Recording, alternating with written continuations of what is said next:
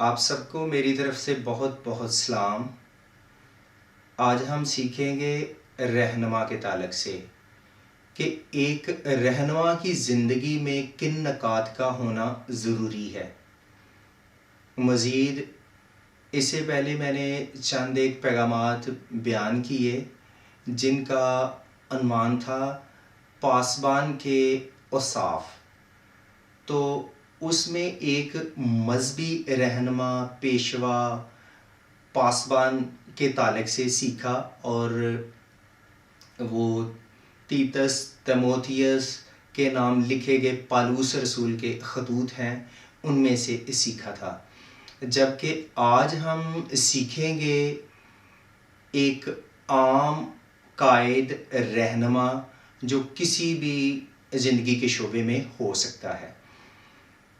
تو جو پہلا نکتہ ہے وہ یہ ہے کہ ابھی وہ شخص اس دنیا میں نہیں آیا، تو جب کوئی عورت زچہ سے ہوتی ہے تو ہو سکتا ہے کہ وہ کسی پریشانی، دکھ، صدمہ یا گھبراہٹ میں رہتی ہو۔ تو اگر کسی عورت کی ایسی کیفیت ہے، اس کے ذہن میں مختلف قسم کی سوچیں جو اسے پریشان کیے رکھتی ہیں، تو ان سب سوچوں کا منفی اثر اس آنے والے بچے پر بھی ہوتا ہے، اور اس کے ساتھ ساتھ اس کی خوراک بھی اچھی نہیں تو اس کا بھی اثر ہوتا ہے۔ جبکہ ہونا کیا چاہیے کہ ایسی عورت کو اچھی متوازن غذا دی جائے، مزید اسے خوش رکھا جائے، وہ پریشان نہ ہو، اور اس کا مثبت اثر اس بچے پر پڑتا ہے۔ پھر جب وہ بچہ اس دنیا میں آتا ہے تو وہ خوش طبع ہوتا ہے، وہ تحمل مزاج ہوتا ہے، اس کی زندگی میں برداشت ہوتا ہے۔ پھر جب دوسرا نکتہ یہ کہ بعض عورتیں کو دیکھا گیا ہے کہ وہ اسے اہمیت نہیں دیتی، جبکہ اس بات کو اہمیت دینی ہے کہ بچوں کو دودھ پلانا ہے لمبے عرصے تک۔ تو جو عورتیں بچوں کو دودھ لمبے عرصے تک پلاتی ہیں وہ بچے دلیر، جرأت مند، حوصلے والے اور مضبوط ہوتے ہیں۔ اور جو بچے ایک لمبے عرصے تک دودھ پیتے ہیں وہ ایسے کہتے بھی ہیں، میں وہاں بیٹھ کر دودھ پیتا تھا، وہاں لیٹ کر دودھ پیتا تھا، اور اپنی والدہ سے کبھی مخاطب ہو کر، تو ان کی اپنی ماؤں سے انسیت، لگن بھی زیادہ ہوتی ہے۔ تو ایک دوسرا یہ کہ ہمیں اپنے بچوں کو زیادہ عرصہ تک دودھ پلانا ہے، وہ بچے مضبوط ہوتے ہیں، باہمت ہوتے ہیں۔ پھر تیسری بات، بعض خاندان کا سربراہ مرد کو ہونا چاہیے۔ تو جن خاندانوں کے سربراہ مرد ہیں ان میں جو بچے لڑکے بلوغت پاتے ہیں وہ ٹھیک طور پہ پاتے ہیں، ان کی نشو و نما اچھی ہوتی ہے۔ لیکن آج کل دیکھنے میں آ رہا ہے کہ اکثر گھروں میں خواتین کی سربراہی ہے، جبکہ اگر ہم کلام کو دیکھیں تو کلام بھی ہمیں کیا سکھاتا ہے، پیدائش دوسرے باب میں کہ عورت کو مددگار کہا گیا ہے، پھر تیسرے باب میں اور پہلے ہی باب میں سب کچھ کس کے اختیار میں دیا گیا، مرد آدم کے اختیار میں، اور جو تیسرا باب ہے پیدائش تیسرا باب، تو اس میں ہے کہ مرد جو ہے وہ تجھ پہ حکومت کرے گا اور تیری رغبت اپنے شوہر کی طرف ہوگی۔ عورت کس کے پیچھے جائے گی؟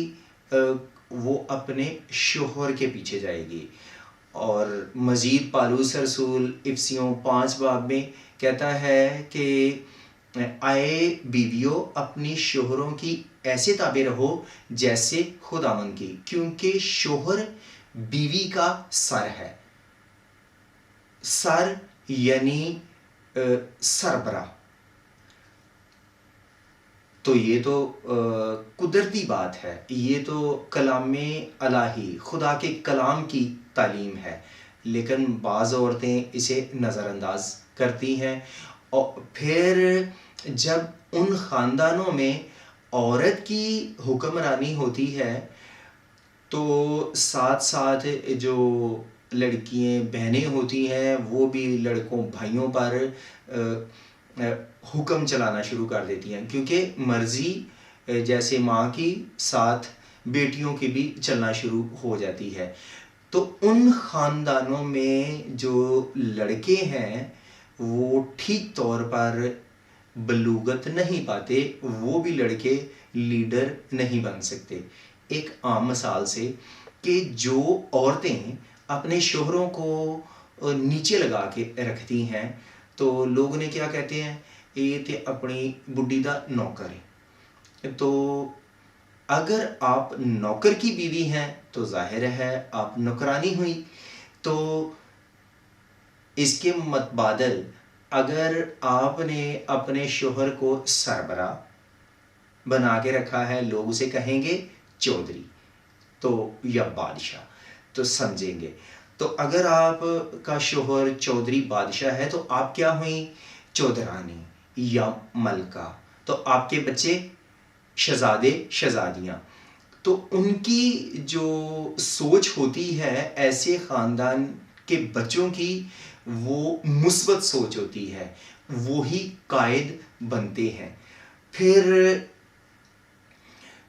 چوتھی بات کہ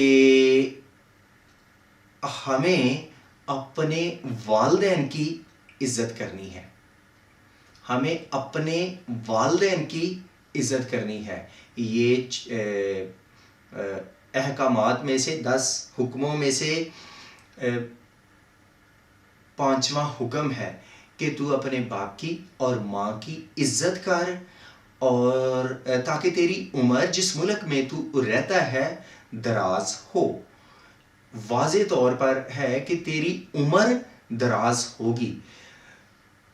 ماں باپ کا فرما بردار ہونا بہت ضروری ہے. جو لوگ اپنے ماں باپ کا دل توڑتے ہیں، نافرمانی کرتے ہیں، ان کا حکم نہیں مانتے، وہ ترقی نہیں کر پاتے، چاہے جتنی مرضی وہ کوشش کرتے رہیں. ماں باپ تو چاہے ان کی اولاد نافرمان بھی ہے، وہ ان کے لیے دعا کرتے ہیں، ان کا بھلا سوچتے ہیں. لیکن اگر ان کی اولاد فرما بردار ہے تو وہ ان کا اپنے جان پہچان سے تذکرہ بھی کرتے ہیں، خوش ہوتے ہیں. ایسے لگتا ہے وہ والدین بوڑھے ہی نہیں ہوتے، اور وہ سوتے میں بھی اپنی ایسی اولاد فرما بردار اولاد کے لیے دعا کرتے رہتے ہیں. تو جو شخص ماں باپ والدین کا نافرمان ہے وہ ترقی نہیں کر پاتا، وہ ٹھوکریں ہی کھاتا رہتا ہے، اور وہ قائد بہت دور کی بات ہے اس کے لیے کہ وہ قائد رہنما کسی شعبے میں بن پائے. پھر 5ویں بات کہ ہمیں اچھے لوگوں سے دوستی رکھنی ہے. اور امثال 18 باب اور اس کی 24 آیت میں لکھا ہے کہ جو بہتوں سے دوستی کرتا ہے وہ اپنی بربادی کے لیے کرتا ہے. ہمیں بہتوں سے دوستی نہیں کرنی، چند ایک لوگوں سے دوستی رکھنی ہے. اس کا فائدہ یہ، جس کے زیادہ دوست ہوتے ہیں وہ پرکھ بھی نہیں سکتا، اور سب جو جان پہچان جو دوست کہتے ہیں وہ سب دوست ہوتے بھی نہیں، کیونکہ زیادہ لوگ مطلب پرست ہیں. اور لالچی ہیں، جبکہ ہمیں لوگوں کو پرکھنا ہے جو آپ سے محبت وفا کرنے والے لوگ ہیں، چند ایک ان سے دوستی رکھنی ہے۔ دوستی رکھنا بھی ضروری ہے، کیونکہ اپنی خوشی غمی حال احوال شیئر کرنے کے لیے، ایک دوسرے سے بانٹنے کے لیے، کیونکہ دکھ بانٹنے سے کم اور خوشی بانٹنے سے بڑھتی ہے، اس لیے دوستی بھی ضروری ہے، لیکن اچھے دوستوں کا چناؤ کرنا ہے، کیونکہ امثال 18:24 میں کیا لکھا ہے؟ جو بہتوں سے دوستی کرتا ہے اپنی بربادی کے لیے کرتا ہے، مزید اسے اپنے زندگی کے مقصد کو سمجھنے اور گیان دھیان کرنے، سوچ بچار کرنے، اپنی زندگی پر سوچنے، اپنے مقصد زندگی پر غور کرنے کا موقع بھی نہیں ملتا، اس لیے محدود لوگوں سے دوستی رکھنی ہے۔ پھر اس کی زندگی میں خدا کا خوف ہونا چاہیے۔ امثال 9 میں لکھا ہے، خداوند کا خوف حکمت کا شروع ہے۔ جس شخص کی زندگی میں خدا کا ڈر خوف نہیں، وہ اس کے ساتھ کیا ہے؟ حکمت کا شروع ہے۔ جس کی زندگی میں خدا کا ڈر خوف نہیں، اس کی زندگی میں حکمت بھی نہیں۔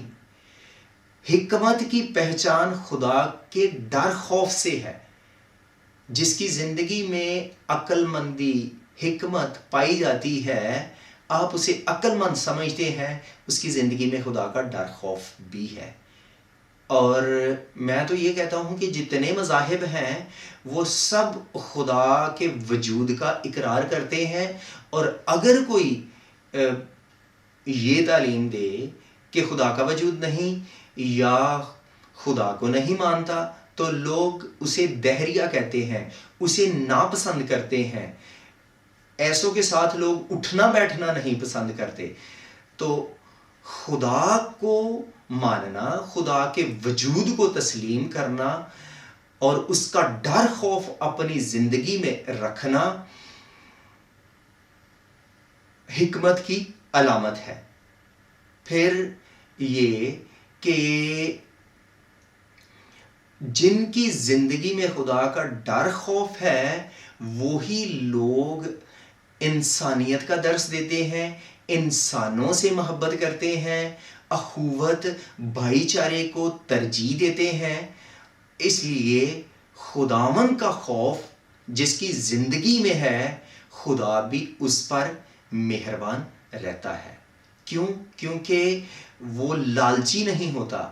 وہ لالچ تو تھوڑا بہت ویسے سبھی لوگ کرتے ہیں، لیکن وہ انفرادی مفاد سے بڑھ کر اجتماعی مفاد کو زیادہ ترجیح دیتا ہے، اور اس کی زندگی میں اور بھی بہت سی صفات، معاف کرنے، برداشت کرنے، تحمل جیسی اس کی زندگی میں صفات پائی جاتی ہیں، جس کی زندگی میں خدا کا خوف ہوتا ہے۔ مزید ہم ہیں نئے عہد نامے کے ماننے والے، کیوں؟ جو مسیحی ہے وہ نئے عہد نامے یسوع کی تعلیم کو مانتا ہے۔ اور یسوع کون ہے؟ یسوع جو قبر، موت، ابلیس پہ فاتح ہوا، جسے کوئی شکست نہ دے سکا، قبر، موت، ابلیس کو، اور یسوع نے انہیں آ کر شکست دی۔ کلسیوں 2 میں کیا لکھا ہے کہ اس نے حکومتوں اور اختیار والوں کا برملا تماشا بنایا اور صلیب کے سبب سے ان پر فتح یابی کا شادیانہ بجایا۔ اس نے حکومتوں اور اختیار والوں کو، یہاں پر کہہ سکتے ہیں واضح نہیں، لیکن افسیوں 6 میں حکومتوں اور اختیار والوں کو شرارت کی روحانی فوجیں کہا گیا ہے۔ تو جو حکومت اور اختیار والے ہیں وہ شیطان ابلیس ہے، اور یسوع نے اسے کیا کیا ہے؟ ان کا برملا تماشا بنایا۔ کس کے سبب سے؟ صلیب کے سبب سے۔ ان کا برملا تماشا بنایا اور صلیب کے سبب سے ان پر شادیانہ بجایا، فتح کا ان پر فتح یابی کا شادیانہ بجایا۔ شادیانہ بجانا، فتح کا نعرہ لگانا، نعرہ مارنا، اور یا خوشی کا گیت گانا، خوشی کا باجا بجانا۔ صلیب کے سبب سے یسوع نے شیطان کو شکست دی، اور کرنتھیوں 5 باب میں لکھا ہے، اے موت تیری فتح کہاں رہی، اے موت تیرا ڈنگ کہاں رہا۔ یسوع نے موت پر، قبر پر، ابلیس پر فتح پائی ہے۔ یسوع فاتح ہے۔ ہم جب یسوع کو قبول کر لیتے ہیں تو ہمارا ایک عظیم ہستی، الہی ہستی سے تعلق جڑ جاتا ہے۔ ملک پاکستان میں تو سبھی کو جو مسیحی گھرانوں میں پیدا ہو جاتے ہیں انہیں مسیحی سمجھا جاتا ہے، جبکہ مغربی دنیا میں سب کو مسیحی لوگ نہیں سمجھتے۔ جو مسیح کو قبول کرتے ہیں وہی مسیحی ہیں، اور جو مسیح کو قبول نہیں کرتے، چاہے وہ مسیحی گھرانوں میں کیوں نہیں، انہیں نامینل مسیحی کہا جاتا ہے، یعنی وہ دنیا دار ہیں۔ تو ہم یا میں کن کی بات کر رہا ہوں، جو دل سے یسوع کو قبول کرتے ہیں وہ مسیحی ہیں، اور جس کی زندگی میں خدا کا ڈر خوف ہے اور وہ سچا مسیحی ہے، وہ ایک اچھا لیڈر بن سکتا ہے، وہ رہنما، وہ قائد ہو سکتا ہے۔ جیسے حالیہ دنوں میں ایک شخص بھائی کامران بشیر مسیح کے کارنامے سے آپ سب لوگ واقف ہیں کہ وہ ایک ایسا بڑا چنوتی تھی ان کے سامنے جسے کرنا ناممکن تھا، لیکن اس کا نام کس کے ساتھ جڑا ہوا تھا؟ کامران بشیر مسیح کے ساتھ، اور وہ مسیح اس کے ساتھ تھا جس نے اسے اس ایسی کامیابی بخشی جس سے لوگ دنگ رہ گئے، اور اس کا عہدہ کیا تھا؟ کیپٹن یا گروپ لیڈر، اور جو فائٹر ایئر کرافٹ پائلٹ وہ بھی تھا، اور صرف وہ کیپٹن گروپ لیڈر تھا، جبکہ اب اس کارنامے کے بعد اسے کیا بنا دیا گیا ہے؟ چیف ایئر مارشل، جو مسیحی ملک پاکستان میں رہتے ہوئے اتنے بڑے عہدے کا خواب بھی شاید نہیں دیکھ سکتے، لیکن جب ہمارے ساتھ مسیح ہوتا ہے اور ہم کسی بھی کام کو کرنے کی کوشش کرتے ہیں تو ہم بڑے سے بڑے کام کو سر انجام دے سکتے ہیں۔ مزید جو ہم نے نکات سیکھے ہیں کہ ہمیں بچے کی کیسے پرورش کرنی ہے، اس ماں کو کیسا ماحول دینا ہے، ماں کو کیسے پرورش کرنی ہے، اور سربراہ کون ہونا چاہیے، پھر ان سب باتوں کے مطابق ہم نے اپنے بچوں کی، لڑکوں کی پرورش کرنی ہے، اور خدا کے کلام کے مطابق ان نکات کو بھی سامنے رکھنا ہے، اور خدا کے کلام کے مطابق اپنے بچوں کی، اولاد کی پرورش کرنی ہے۔ نہ صرف کامران بشیر مسیح بلکہ اور بھی ملک پاکستان، دنیا میں اس جیسے خدا مسیحی قوم میں سے قائد، لیڈر، رہنما پیدا کرے گا۔ خدا ہمیں اس کلام سے برکت دے، آمین۔